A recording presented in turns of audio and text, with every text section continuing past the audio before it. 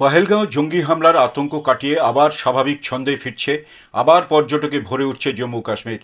নিরাপদ ও শান্তিপূর্ণ পরিস্থিতির জন্য সব রকম পদক্ষেপ করা হয়েছে জানিয়ে বাঙালি পর্যটকদের পুজোর ছুটিতে জম্মু কাশ্মীরে আমন্ত্রণ জানিয়েছেন মুখ্যমন্ত্রী ওমর আবদুল্লা।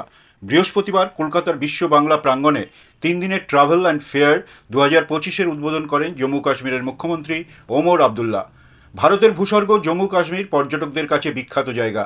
জঙ্গি হামলা পরবর্তী সেখানকার অবস্থা নিয়ে পর্যটকদের মনে হাজারো প্রশ্ন রয়েছে। এদিনের ভ্রমণ মেলা উদ্বোধন মঞ্চে ওমর আবদুল্লাহ জানান, 26 এপ্রিল যা হয়েছে মানুষের মনে তা নিয়ে উদ্বেগ থাকবে, সেটাই স্বাভাবিক। কিন্তু আমি আশ্বস্ত করছি, নিরাপদ ও শান্তিপূর্ণ পরিস্থিতি তৈরি করতে সরকার সব রকম পদক্ষেপ নিয়েছে।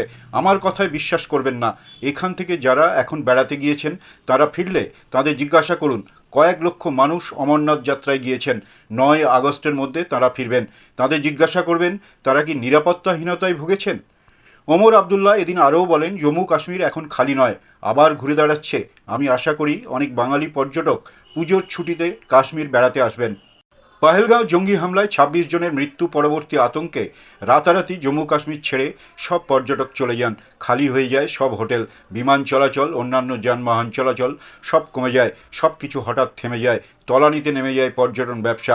সেই জম্মু কাশ্মীর ভারতের ভূস্বর্গ আবার ঘুরে দাঁড়াচ্ছে বলে জানিয়েছেন ওমর আবদুল্লাহ।